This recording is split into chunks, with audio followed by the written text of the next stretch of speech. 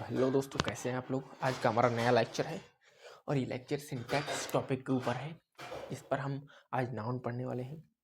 हमने जो एक इंडेफिनिट आर्टिकल का चैप्टर था हमारा, वो अभी हम बाद में पढ़ेंगे। अभी इसको हम कंप्लीट कर लेते हैं। नाउन को जो मेन टॉपिक है उनका हम, वो छोटा सा टॉपिक है, उस पर थोड़ी सी बात करनी थी, वो कर लेंगे।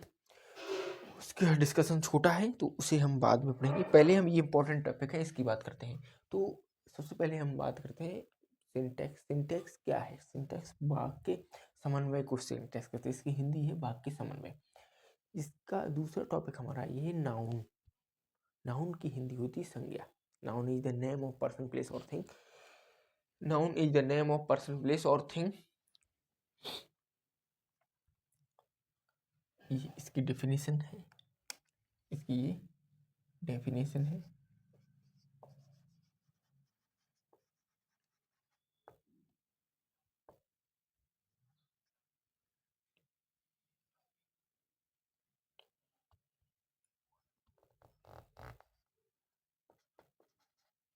इसकी ये परिभाषा दी हुई है। Noun is the name of person, place और थिंग। There are 5 types. यहाँ टाइप्स की बात की, ये 5 प्रकार के होते हैं। 5 प्रकार होते हैं इसके। कौन कौन से? प्रॉपर नाउन, व्यक्तिवाचक संज्ञा जिसको हम बोलते हैं। नाउन को हम किसकी क्या कहते हैं? संज्ञा कहते हैं। व्यक्तिवाचक संज्ञा का मतलब होता है सुरेश, राम, श्याम। मतलब व्यक्तिवाचक किसी व्यक्ति के नाम जो आप दिया है, पर पर्सन, प्लेस और thing. Name of person, place और थिंग। तो ये किसी व्यक्ति का नाम, किसी जगह का नाम, जैसे आगरा है, मथुरा है, राम, श्याम, सुरेश, महेश, जो भी है वो प्रॉपर नाउन में आएंगे। उसके बाद अगर कॉमन नाउन की बात करें तो कॉमन नाउन का अर्थ होता है जातिवाद, जातिवाचक संज्ञा। जैसे पुलिस है, स्टूडेंट है ना। तो ये सारी चीज़ जातिवाचक में आती हैं, यानी कि कॉमन नाउन के अंदर। कलेक्टिव नाउन का अर्थ होता है समूहवाचक। जैसे क्राउड, समूह का मतलब आप समझ रहे होंगे। समूहवाचक होता है क्राउड, भीड़। क्लास, उसमें भी भीड़ है। रिलेटेड समूह का अर्थ है कि आप एक से कई जब लोग इकट्ठे हो जाते हैं तो उसको एक समूह बोलते हैं। तो समूहवाचक। अब मटेरियल नाउन होता है वो धातुवाचक होता है, सब जानते हैं। मटेरियल का अर्थ क्या होता है? धातु होता है। जैसे कि गोल्ड है, आयरन है, सिल्वर है और कॉपर है, जो भी है धातु में आता है, वो धातुवाचक संज्ञा के नाम से जाना जाता है। अब्स्ट्रैक्ट नाउन जो होता है वो होता है भाववाचक। भाववाचक जैसे कि इमोशन है, भाव से अर्थ निकल रहा होगा, भावनाएं। तो भाववाचक का अर्थ है भाव, भावना से है, इमोशन से है। Honesty is the best policy भी कहा जाता है। तो honesty is the best policy में कौन सा नाउन होता है? Abstract noun. ऑनेस्टी कौन सा है? भाव, मतलब फील कर सकते, उसको सुन तो सकते हैं आप, उसको छू नहीं सकते, but you can not touch. उसके बाद इनको यूज किस तरीके से करते हैं, किन क्या क्या इनके नियम बनाए गए हैं यूज करने के लिए, उनके बारे में ध्यान देते हैं। तो कुछ नाउन की स्पेलिंग और मीनिंग दोनों सिंगुलर होते हैं। उसके बाद सिंगुलर वर्ब का प्रयोग होता है। जैसे आप देख सकते हैं, furniture, alphabet, bread, advice, news, hair, machinery, clothing, information, scenery. ये सारे जो हैं वो सिंगुलर शब्द हैं, ये प्लूरल शब्द नहीं है। इनको जैसे the scenery of Kashmir, the scenery of Kashmir are beautiful. तो ये सेंटेंस जो है, इसको इस तरीके से बनाया जाएगा, the scenery of Kashmir is beautiful. कई बार हम बर्फ का यूज करते समय कई गलतियां कर देते हैं, तो आप उनको ध्यान से रखिए। ये बहुत ध्यान रखने योग्य टॉपिक है। अगर इसमें कुछ गलती कर देंगे तो कॉम्पिटेटिव एग्जाम में फिर रहता नहीं कुछ भी, क्योंकि यहीं से सारे कुछ पूछने वाले होते हैं। वो सारा कुछ सिलेबस सिंटैक्स से ही आने वाला होता है। इंग्लिश ग्रामर का मेन टॉपिक सिंटैक्स ही होता है।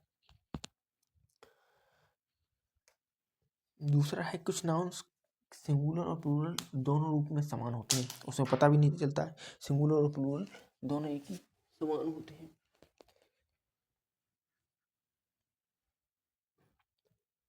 एक सेकंड, इसका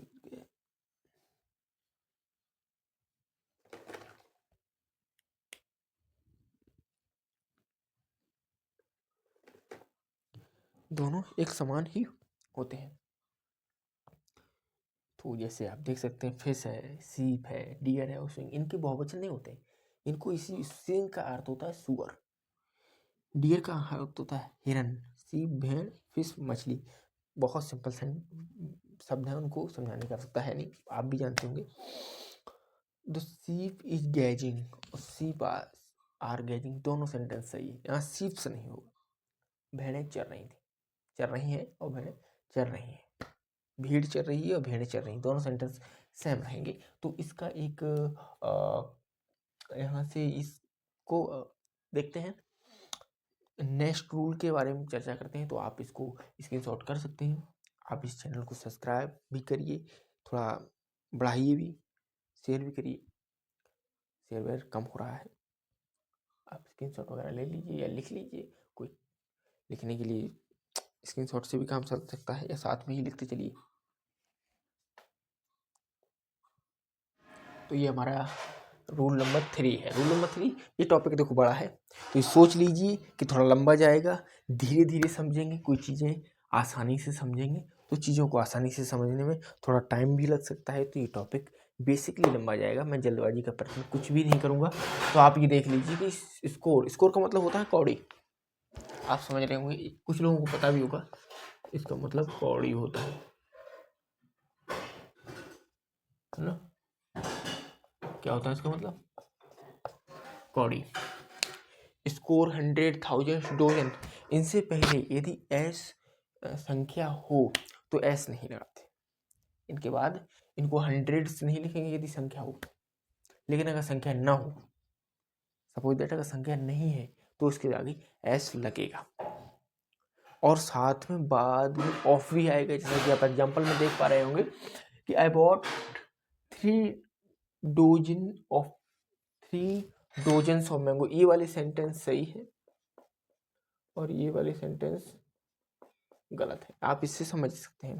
जैसे आप देख रहे होंगे कि I bought 3 dozens of mango, ऐसा नहीं लिखना है। आई बॉट 3 डोजन्स, अगर इसके आगे संख्या आती है तो एस और ऑफ नहीं लगेगा। यदि नहीं आती है तो एस और ऑफ लगेगा। ठीक है।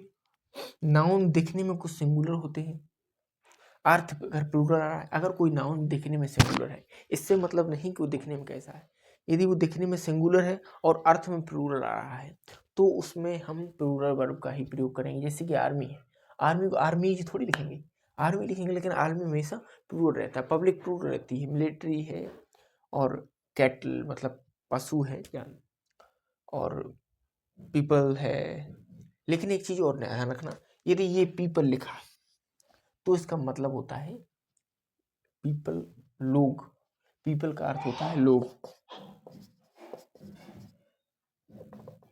पीपल का अर्थ क्या होता है? यही पीपल्स हो जाए तो ये राष्ट्र को संबोधन हो जाता है। ये नोट याद रखना।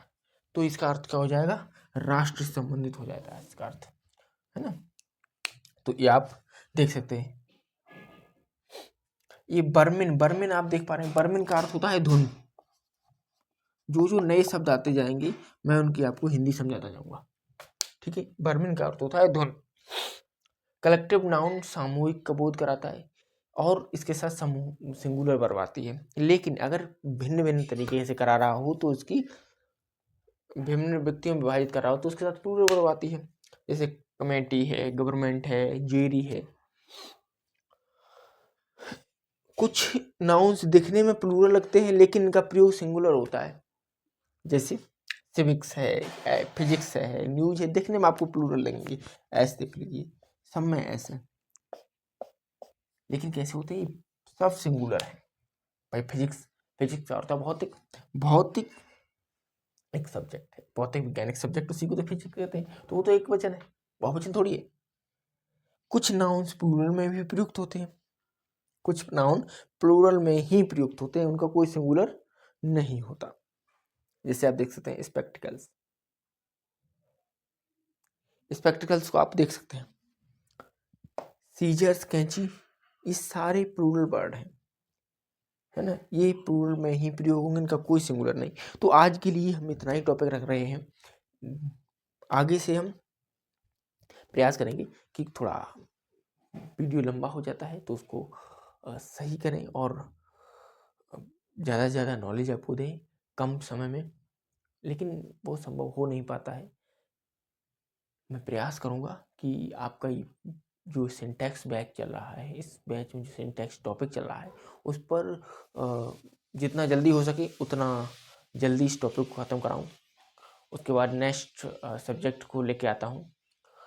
तो ये आप समझ लीजिए कि थोड़ा टाइम तो लगेगा और आप इसके साथ थोड़ा प्रैक्टिस में रहिए, वीडियोज़ को देखते रहिए। सब्सक्राइब हमारा चैनल जरूर कर लीजिए, अभी तक सब्सक्राइब नहीं किया गया है सब्सक्राइब करिए, शेयर करिए, बेल आइकन को भी दबाइए और आप थोड़ा हमारी हेल्प करिए, हम आपकी हेल्प करेंगे, है ना। ये सब बहुत ही साधारण से रूल हैं, समय के साथ याद होते जाएंगे। आप वीडियोज़ को देखिए, समय के साथ याद होगा। इंग्लिश का फाउंडेशन बैच जैसा ही हमारा ख़त्म होता है, हम और भी सब्जेक्ट्स के लेक्चर्स को शूट जरूर रिकॉर्ड करेंगे और प्रयास करेंगे कि आपको उनके फाउंडेशन बैच बिल्कुल फ्री ऑफ कॉस्ट लाएं। तो आप ज़्यादा से ज़्यादा शेयर करिए, आपको जिस लगता है कि जिसको इस वीडियोज़ की ज़रूरत है उनके पास भेजिए। ये वीडियोज़ जिनको भी ज़रूरी हैं आप उनके पास भेजिए और हमारा सहयोग करिए, हमारे चैनल का सहयोग करिए। हम आपका सहयोग करेंगे, पूरी तौर से सहयोग करेंगे। आप लोग थोड़ा ध्यान रखिए भाई, है ना। ये बहुत कठिन सब्जेक्ट्स नहीं है, यदि थोड़ा सा भी ध्यान दे लेते हैं तो बेहतर हो सकती है। I will help you to improve your knowledge, है ना।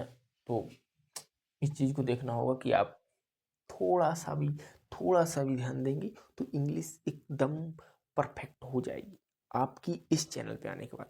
और अगर पॉसिबल हुआ सारे सब्जेक्ट को कंप्लीट करने के बाद पॉसिबल हुआ तो मैं आपके लिए free of cost English speaking का भी बैच लेके आने वाला हूँ, बिल्कुल फ्री ऑफ कॉस्ट। लेकिन ये सारे सब्जेक्ट खत्म होने के बाद, पहले कॉम्पिटिटिव एग्जाम की प्रिपरेशन, उसके बाद इंग्लिश स्पीकिंग कोर्स का बैच आपको फ्री ऑफ कॉस्ट मिलेगा। कोई एक भी रुपया देने की आवश्यकता नहीं है, आप ये ध्यान रखिए, आपको सारा कुछ मिलने वाला है फ्री ऑफ कॉस्ट। तो सब्सक्राइब तो बनता है यार, सब्सक्राइब करिए थोड़ा, ठीक है। आज के लिए इतना ही, मिलते हैं फिर नेक्स्ट वीडियो में, तब तक के लिए wish you all the best.